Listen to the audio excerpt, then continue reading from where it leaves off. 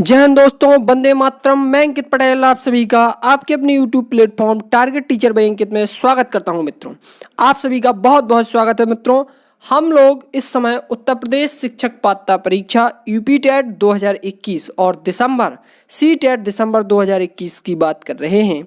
और इसके अंतर्गत हम लोग जो हमारे 5 विषय हमें उत्तर प्रदेश शिक्षक पात्रता परीक्षा और केंद्रीय शिक्षक पात्रता परीक्षा के लिए पढ़ने होते हैं, उसमें हम हिंदी को लेकर बात कर रहे थे। तो हिंदी से जो हमें 30 अंक मिलने हैं उसमें हमें अधिकतम पाने की कोशिश करनी है, इस उद्देश्य से हम आगे बढ़ रहे थे। और हमने अपने पिछले वीडियो में वर्ण विचार की आपसे चर्चा की थी, सिलेबस को डिस्कस किया था। वर्ण विचार का यह अंतिम वीडियो है। अभी तक आपने हमारे उन वीडियो को ना देखा हो तो हमारी प्लेलिस्ट में जाकर, हिंदी की प्लेलिस्ट में जाकर आप उन वीडियो को देख सकते हैं। इस वीडियो में हम कुछ और महत्वपूर्ण चीज़ों की, बची हुई महत्वपूर्ण चीज़ों की बात करेंगे। साथ ही साथ आपका ये टॉपिक खत्म होगा वर्ण विचार का। वर्ण विचार का टॉपिक आपका खत्म होगा। और आपको एक बात और बता दी जाए कि हर एग्जाम में, खास तौर में जो भी शिक्षक भर्ती से परीक्षा होती है, जो भी शिक्षक पात्रता परीक्षा होती है, केंद्रीय शिक्षक पात्रता परीक्षा होती है, उसमें वर्ण विचार से कम 3 प्रश्न बनते ही बनते हैं। और कभी कभी तो 4 और 5 प्रश्न भी वर्ण विचार नामक टॉपिक से आते हैं। तो हिंदी के अंतर्गत वर्ण विचार टॉपिक कितना महत्वपूर्ण है, क्योंकि इसके अंतर्गत न केवल उच्चारण स्थान बल्कि अल्पप्राण, महाप्राण, सघोष, अघोष और कई प्रकार के अंतस्थ व्यंजन, ऊष्म व्यंजन, स्पर्श व्यंजन, कई प्रकार के प्रश्न बनते हैं। मित्रों, तो इनको आप बनाए रखिएगा और उसके लिए आपको हमारे प्लेलिस्ट में जाकर, हिंदी की प्लेलिस्ट में जाकर उन वीडियो को देखना होगा, तभी आप इस चैप्टर से इन अंकों को प्राप्त कर सकते हैं।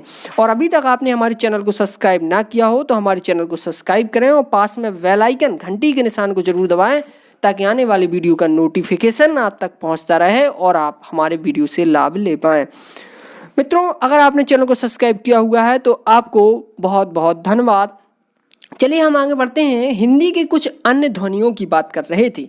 ध्वनि की हमने चर्चा की थी कि ध्वनि क्या होती है। भाषा के अंतर्गत हमने आपको बताया था कि भाषा के लिए जरूरी है कि हमारे मुख से ध्वनि निकले। और ध्वनि क्या है? ध्वनि क्या है? जब वायु हमारे मुख से निकलती है, जब कोई व्यक्ति बोलता है तो उसके मुख से वायु निकलती है, और यह वायु मुख के अंदर उपस्थित विभिन्न अवयव जैसे कि कंठ, तालु, मूर्धा, दंत, ओष्ठ आदि से क्या करती है?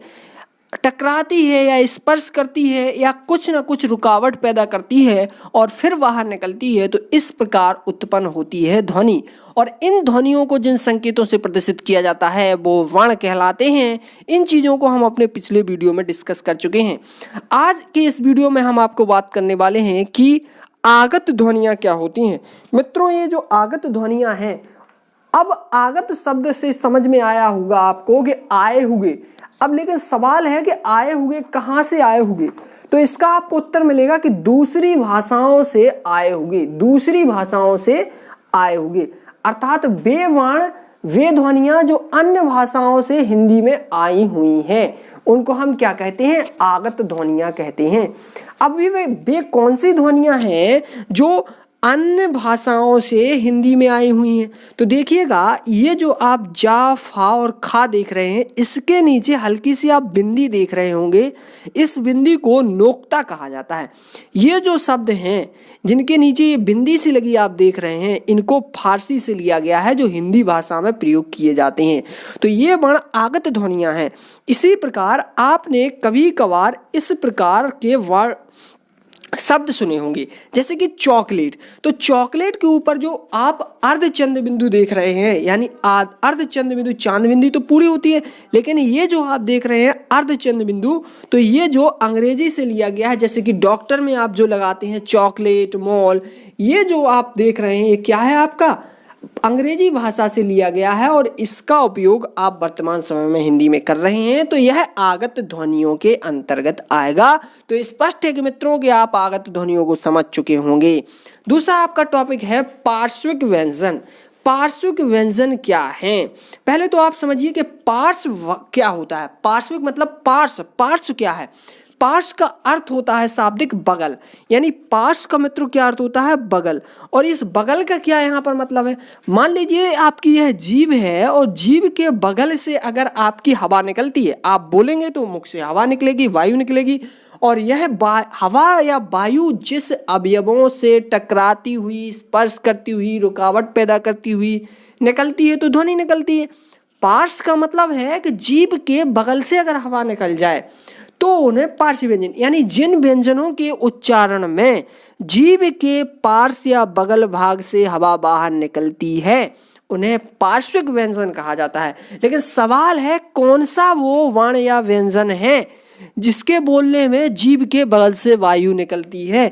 तो मित्रों वह जो व्यंजन है, ये पूछा जाता है कि पार्श्विक व्यंजन कौन है, तो याद रखिएगा जो ला है आपका, ला और आधा ला और हा, तो ये क्या है, पार्श्विक व्यंजन है। मुख्य रूप से आपको ला को याद करना है कि ये जो ला है इसको पार्श्विक कहा जाता है। जिस प्रकार आपको हमने बताया था कि डा और ढा जो हैं उनके नीचे जो बिंदी लगी रहती है उनको द्विगुण व्यंजन या द्विगुण व्यंजन कहा जाता है या उत्क्षिप्त व्यंजन कहा जाता है। जिस प्रकार हमने आपको बताया था कि जो चा छा जा हैं उनको स्पर्श संघर्षी कहा जाता है। जिस प्रकार हमने आपको बताया था जो आपके सा और सा यानी तालब सा, मूर्धन्य सा और दंती सा हैं, इनको हमने आपको बताया था कि इनको जो कहा जाता है वो संघर्षी व्यंजन कहा जाता है। उसी प्रकार ला को पार्श्विक व्यंजन कहा जाता है। अब आप पार्श्विक व्यंजन तो समझ ही गए होंगे और इसका मतलब भी समझ गए होंगे। अगला हम पढ़ते हैं लुंठित व्यंजन। ये भी आपसे पूछा जा सकता है। देखिएगा, जिन व्यंजनों के उच्चारण में जिह्वा यानी जीभ ऊपर की ओर उठती है उन्हें लुंठित व्यंजन कहा जाता है। यानी जिन व्यंजनों के उच्चारण में जीभ ऊपर की ओर उठती है उन्हें लुंठित व्यंजन कहा जाता है।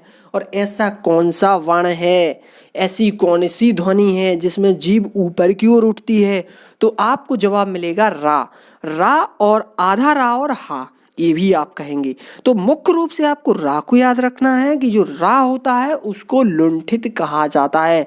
तो आप याद रखिएगा रा को लुंठित व्यंजन भी कहा जाता है, ला को पार्श्विक व्यंजन, रा को लुंठित व्यंजन कहा जाता है। इन चीज़ों का आप विशेष रूप से ध्यान रखिएगा दोस्तों। अभी तक आपने हमारे चैनल को सब्सक्राइब ना किया हो तो चैनल को सब्सक्राइब करें। हमारे इस चैनल पर इसी प्रकार की वीडियो आपको उपलब्ध होते रहेंगे। और अगर आपने चैनल को सब्सक्राइब किया हुआ है तो आपका बहुत बहुत धन्यवाद मित्रों। दोस्तों कुछ महत्वपूर्ण चीजें देखिएगा, जो ला को हमने बताया अभी आपको कि ला जो होता है वो पार्श्विक व्यंजन होता है। इसमें जीभ के बगल से हवा निकलती है, इसलिए इसको पार्श्विक व्यंजन कहा जाता है। रा को लुंठित व्यंजन कहा जाता है। डा और ढा के नीचे जो बिंदी लगी हुई है इसको द्विगुण व्यंजन या उत्क्षिप्त व्यंजन कहा जाता है, याद रखिएगा मित्रों। और जो सा हा है इसको ऊष्म व्यंजन भी कहा जाता है और इसको संघर्षी भी कहा जाता है, आप याद रखना। ये वो महत्वपूर्ण फैक्ट हैं जिनमें से आपका एक प्रश्न फंसना ही फंसना है। चा छा जा और झा इनको स्पर्श संघर्षी कहा जाता है क्योंकि ये स्पर्श व्यंजन भी हैं और इसमें हवा जो होती है वो रगड़ती हुई स्पर्श यानी संघर्ष करती हुई निकलती है, इसलिए इनको संघर्षी भी कहा जाता है। इसलिए यह चा छा जा झा स्पर्श संघर्षी है। या रा लावा की बात करें तो ये अंतस्थ व्यंजन है और आप अच्छी तरह से जानते हैं कि जो या और वा है इसको अर्ध स्वर भी कहा जाता है। मुख्य रूप से या और बा को या रा लावा अंतस्थ व्यंजन है, यहाँ आप यह याद रखें। सा और सा ऊष्म व्यंजन है, बिल्कुल। अंग और आ को अयोग वाह कहा जाता है, आप जानते हैं। का से लेकर माँ तक के जो वर्ण हैं उनको स्पर्श व्यंजन कहा जाता है, जिनकी संख्या 25 है, जिन्हें 5-5 के वर्गों में रखा गया है। इसके बाद या और बा को मैंने बताया अर्धस्वर कहा जाता है। और छत्र ज्ञा और श्राई ये जो चार आपके हैं जो संयुक्त व्यंजन कहे जाते हैं, और ये संयुक्त व्यंजन दो व्यंजनों से मिलकर बने होते हैं। और इन चीज़ों की हम अपने वीडियो में डिस्कस कर भी चुके हैं, ये हमने आपको रिवीजन करा दिया है क्योंकि ये महत्वपूर्ण चीज़ें थी। आप हमारे प्लेलिस्ट में जाकर हिंदी की प्लेलिस्ट में जाएंगे तो वहाँ पर आपको वर्ण विचार के सभी वीडियो मिल जाएंगे। चैनल को अधिक से अधिक सब्सक्राइब करें, आपको इस पर सभी प्रकार के वीडियो उपलब्ध होते रहेंगे। हमारे चैनल को सब्सक्राइब अगर आप करते हैं तो हमारे चैनल पर सभी प्रकार की जो उत्तर प्रदेश पात्रता परीक्षा आपकी यूपी टेट होती है और जो शिक्षक भर्ती परीक्षाएं होती हैं, साथ ही केंद्रीय शिक्षक पात्रता परीक्षा जो होती है उसकी तैयारी आपको बहुत विधिवत ढंग से कराई जाती है। अन्य परीक्षाओं की भी इस पर तैयारी आपको कराई जाएगी, तो चैनल को सब्सक्राइब जरूर करें। और अगर आपने चैनल को सब्सक्राइब किया हुआ है तो आपका बहुत बहुत धन्यवाद। थैंक यू दोस्तों, शुभ रात्रि।